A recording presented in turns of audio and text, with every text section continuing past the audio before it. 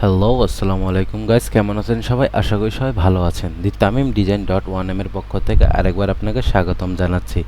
ভিডিওটির টাইটেল এবং থাম্বনেল দেখে বুঝে গেছেন ভিডিওটি কী নিয়ে শুরু হতে চলেছে। চলুন বেশি কথা না বাড়িয়ে শুরু করা যাক।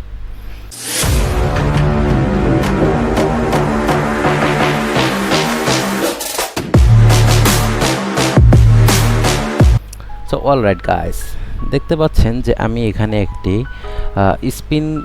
স্প্রিং ফেল্ডের একটি লোগো বানিয়েছিলাম। সেই লোগোটা আপনাদের সামনে উপস্থিত করছি। এই লোগোটা কিভাবে এত সুন্দরভাবে আমি প্রেজেন্টেশন করলাম সেই সম্পর্কে বিস্তারিত জানাবো। প্রথমত আপনাকে এই ইলাস্ট্রেটরে আসতে হবে। আসার পর একটি নতুন ফাইল নিতে হবে। নতুন ফাইল নিয়ে এখানে পেজ যতটুকুই নেন সব কিছুতেই কাজ করা সম্ভব, ঠিক আছে। প্রথমত আপনাকে এইখানকার যে লেখাটি আছে, আমি বলি এখানে একটা লেখা আছে, এই লেখাটাকে নিয়ে আসুন। হ্যাঁ, ওরা কি চায় সেই লেখাটা নিয়ে যান। তারপরে এটা পুরোটা আপনি যেহেতু এখানে সাদা পেজের ওপর কাজ করলে যেহেতু লেখাগুলো বোঝা যাবে না, এজন্য আমি ব্ল্যাক কালার ইউজ করছি। হ্যাঁ, Ctrl+2 দিয়ে লক করে দিন। লক করার পর এই যে এখানে যে লেখাগুলো দেখতে পাচ্ছেন, এই লেখাগুলো আর কি একটা কোম্পানির যে স্লোগান থাকে, ওই স্লোগানটা। সো এই যে এখানে যে স্প্রিংটা আমি এইভাবে গোল কিভাবে করেছি, এইভাবে এটা সম্পর্কে দেখাবো। প্রথমে আপনাকে একটি ইলিপস টুল নিতে হবে। ইলিপস টুল নিয়ে অ্যান্ড এইভাবে টেনে দিতে হবে। হ্যাঁ, আপনার মন মতন করে টেনে দিবেন এবং চাললে শিফট অল্টার ধরে রেশিওভাবে বড় করবেন। হ্যাঁ, বড় করার পর এটা স্টকে পরিণত করুন।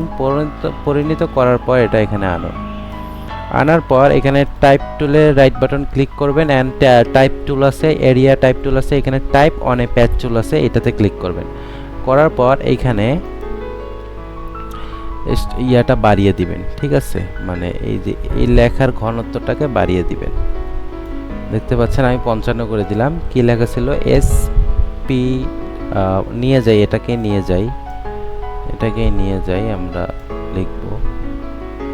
আসতে একটু সময় লাগবে কারণ এটা শ্যাডো জিনিস, তো শ্যাডোটা আসতে অনেক লেট করে। হ্যাঁ, এখানে আসি অ্যান্ড এখানে ক্লিক করি। সব কিছু ব্যাক স্পেস দিয়ে আমি ওয়েট, আর একটু সমস্যা করছে এই যে এই জিনিসটা, এই জন্য আমি করতে চাই না। কালো জিনিসের ভিতরে কালো জিনিস।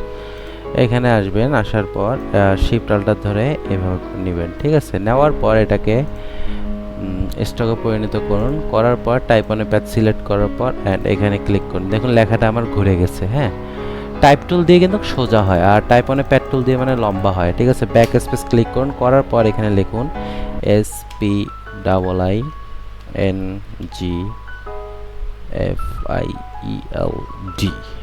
ঠিক আছে। করার পর অ্যান্ড এখানে আপনি আসার পর এই যে দেখুন এইখানে আমার রয়েছে এই লেখা অ্যালাইন্স পার্সোনাল ইউজ অনলি। এটা একটা ফন্টের নেম। এখন ফন্টটাকে আপনি বাড়ানোর পর এইখানে দেখতে পাচ্ছেন যে একটা আইকন রয়েছে, এটাকে জাস্ট এইভাবে ঘুরিয়ে দিন। দেখুন আমি ঘুরিয়ে দিচ্ছি।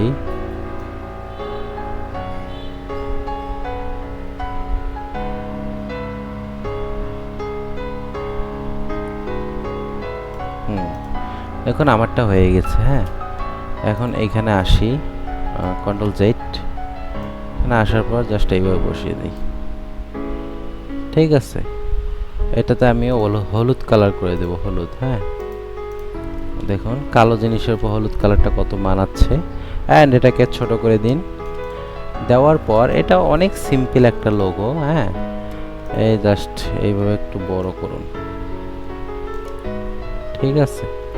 করার পর অ্যান্ড এই দুটোকে একটু নিচে নামানোর পর এখন আপনাকে আমি প্রেজেন্টেশনটা করাবো।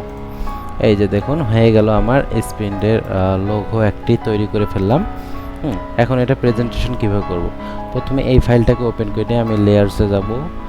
লেয়ার্সে যে আসে এখানে ইয়ার লোগো নামে একটা অপশন আছে। এখানে আসার পর আমি এটাকে সিলেক্ট করব অ্যান্ড এখানে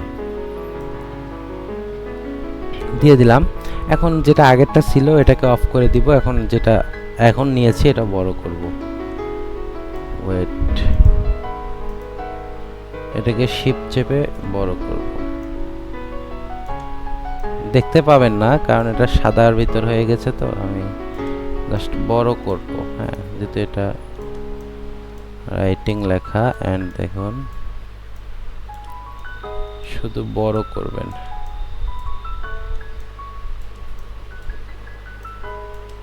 হ্যাঁ, হয়ে গিয়েছে। হওয়ার পর আরেকটু বড় করি, একটু ছোট করতে হবে। এই দেখুন, হওয়ার পর কন্ট্রোল এস ক্লিক করব। ঠিক আছে, হয়ে গেছে। এখন আমি আসি আগেরটা 3D গ্লাসে। এই দেখুন, এখন আমি এই ইফেক্টে আসি। ইফেক্ট দেখুন কিরকম হয়ে গেল, এন্ড এটা দেখুন, বুঝতে পারছেন? এখন লাইটিংটা অফ করে দেই, তাহলে আরো ভালো করে বুঝতে পারবেন। এখন দেখুন লাইটিং দেওয়ার ফলে এখন দেখুন এইভাবে আপনারা লোগো প্রেজেন্টেশন করবেন, লোগো তৈরি করে প্রেজেন্টেশন করবেন। আমি আরেকটা দেখাই, এইখানে দেখাই,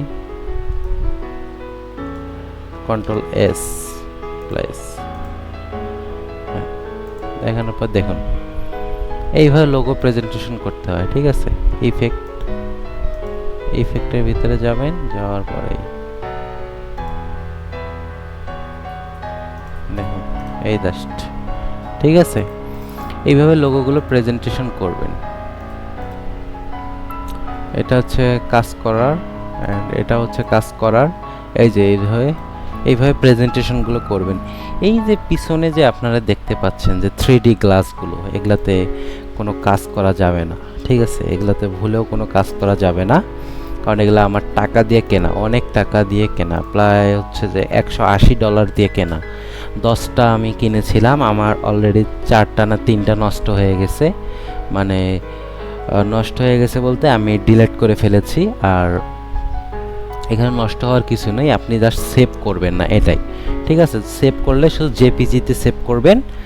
জেপিজিতে সেভ করা নিয়ে হচ্ছে shift control alter S click করলে, এই দেখুন আমি করছি, দেখুন আমার জেপিজিতে, এই দেখুন উপরে দেখুন জেপিজি লেখা আছে, জেপিজিতে সেভ হবে। সেভ হওয়ার পর এটা আপনারা কেটে দিবেন।